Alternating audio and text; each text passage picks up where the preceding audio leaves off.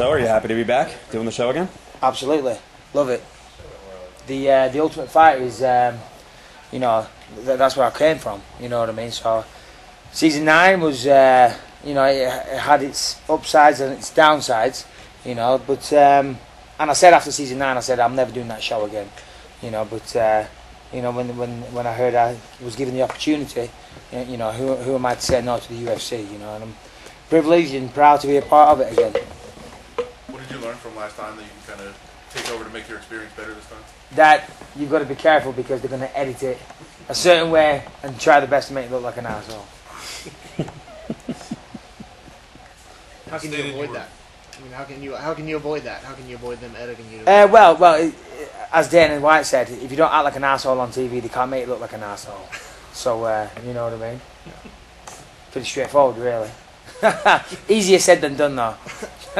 You stated you were gutted when you found out Sonnen wouldn't be opposite of Yep. you. Was that? Did you guys have any type of friendship, or did you just know that hey? No, I have no friendship with the guy, but you know, I mean, if I was in the similar situation myself, you know, you know, it'd be awful. Do you know what I mean? The guy's a fighter. That's what he does. Listen, he made a lot of mistakes. You know, I mean, I'm not going to defend what he did, but he paid his dues. You know, the criminal courts fined him $10,000 and gave him probation. You know, I'm assuming he paid that and he's serving his probation. The athletic commission, again, I've never taken a steroid in my life, and I know guys in the sport do it. You know what I mean? So I'm a massive anti-steroid guy, but you know, he got caught and they chose to give him a year's fine. Sorry, a year's suspension. You know, and I'm assuming he's serving that. But it seems like they just keep moving it. So I just feel bad for the guy. You know. And your thoughts of Mayhem as a selection to be? I can fully understand it. You know, I mean, the guy's obviously, well, he does Bully Beatdown. You know, he does the TV show, so he's got a bit of a crossover appeal, if you will. I wasn't overly excited, you know, that he's going to be my next fight. I wanted, you know, somebody like Chael Sonnen, or, you know, possibly the winner of. Thank you very much. Possibly the winner of Akami and Anderson, but you know, somebody of that stature in the middleweight division. But I could understand from a business perspective the UFC's decision to do, you know, to give Mayhem the shot. So yeah, you know, I mean, it's a double-edged sword. It'll be good for the show. Wasn't the opponent I wanted though. And what about the fact that you wanted to fight till December? I think you wanted to be a little more active on that. No, exactly, and that's one of the downsides of doing the Ultimate Fighter. The good side is obviously it's massive exposure, you know. But I like to stay active. I like to fight regularly. You know, I mean, you know, I think I'm one of the most active fighters in the UFC, and I'm in my prime now, so I don't really want to sit out on the side for 10 months. But that said, this is a massive opportunity. It's great exposure, and it's great for my longevity in the sport as a fighter and the personality within the sport. So it's great, you know. But yeah. So you mentioned being disappointed a little bit that Miller's the guy. You understand it from an entertainment standpoint. How do you view him on the kind of the world ranking scene? And when it sounds like you don't Miller? feel like it's not going to advance you victory. Listen. Miller's tough. There's no, you know, he's super tough.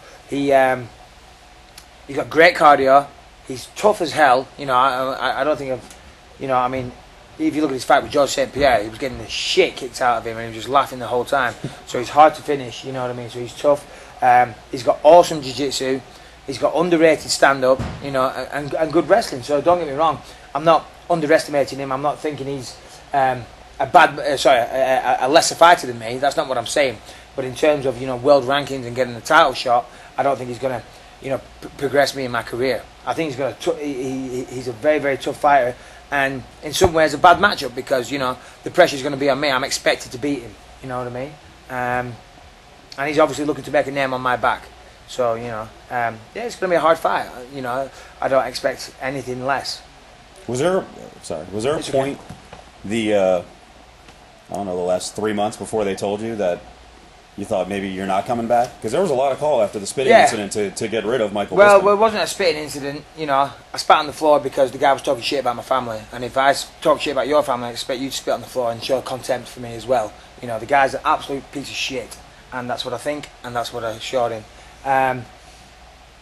What was the question? How worried were you? How worried were you about maybe this is going to be a long-range thing? Because there were some people out there calling for pretty severe action. There was, and the guys need to get a fucking grip of themselves. I apologise to Jorge Rivera and his camp for spitting on the floor, because it's not the way I should have been acting, and I apologise to the UFC, apologise to him and his camp. I'm yet to hear an apology from him for insinuating that my girlfriend has chlamydia and all the other shit that he talked about. You know what I mean? I was man enough to do that. He wasn't, you know. Next question. He obviously pushed buttons, and we expect the same from Mayhem. Yeah, but that's different. I wouldn't expect. Listen, in all my years involved with this sport and all the fights I've ever watched and all the pre-fight build-up, I've never seen anything like that in my life. You know, you can push my buttons all you want and say whatever you want about me, you know, and fighters do that, and that's great, and I'll take it over with a pinch of salt, and it's all part of hype and all the rest of it, and it's no problem. I wanted to fight Chael Sonnen. I wanted Chael Sonnen on here, you know. What, you don't think he would have pushed my buttons a little bit? You know what I mean? But I don't think he would have for 1 second said or done or gone near the things that last guy was doing. You know what I mean? That's just completely uncalled for. You don't see that. Go back and watch the videos again. You know what I mean? What's your initial thoughts on your team? My initial thoughts on the team is that they're absolutely amazing. Absolutely amazing. I'm so impressed with these guys. I mean, we've only had one training session. The work ethic, their commitment. I mean, the elimination fights, you guys didn't see them, but Jesus, I'm telling you, they were unbelievable. Seriously, and I know everybody says that, and Dan always says that, and all the rest of it, but these fights were crazy. Unbelievable, you know, so, yeah, it's going to be unbelievable. I can't wait. This season's going to be incredible. The fight, well, I don't know what's going to happen, but the fights are going to be crazy. You said you watched fights with Dana and Mayhem. How did the first day of interaction with Mayhem go? Pretty good, to be honest, you know. I mean, you know, we have mutual respect for each other. I've met him a few times, you know, like just hanging out in California, you know, so it's, you know, I have no beef with the guy, but it's still early days, you know. He's a big personality. I talk a little bit too much myself, so, you know, I'm sure there's going to be a lot of opportunities for interaction, but so far it's been, you know, pretty, he's been making a few comments about me being English, you know, and I'm doing my best. This isn't, you know, Team UK versus Team USA. Last time, that thing was a nightmare for me. Everyone seems to think I'm anti-USA. That's not the case at all. I love the USA. I have a lot of American friends. I'm moving here, for crying out loud. You know what I mean? You know, so yeah, I'm trying my best to keep it Team Bisping versus Team Miller. But he's trying to make it, you know, a UK thing, which it isn't. You're moving here? You're moving to Vegas or just the US? Well, I'm buying a house in California, Orange County. Did you move to Australia yet? I remember hearing you. Well, no, exactly. We've done a big U-turn. Oh, really? Because my girlfriend's Australian, and she was like, she hates England. You know, don't get me wrong, she loves it, but she hates it, and all the family have left there, and she's kind of on her own. So she wants to go somewhere. We were going to go to Australia. It was all there. It was done. It was in stone. We were going, and then we were dropping the kids off at school one day, and I said, I don't know about Australia. I said, I think I'd rather go to California. And, all right, it's as simple as that. She said, I'm not bothered as long as we go somewhere. She's just sick of the weather in England. Where in California? Orange County. Okay. Yeah, you won't be sick of the weather there. The weather there. I love England, don't get me wrong. I love England. I love it to bits, and I'm going to miss it. But I'll still be going back there a lot. I'm keeping my house there. I'm not selling it.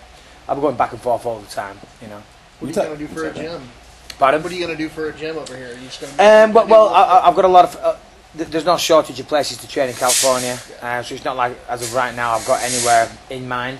You know, I've got a lot of friends in the business, you know, so I'll be training with those guys. Still part of the Wolf Slayer. You know, obviously Rampage trains out here.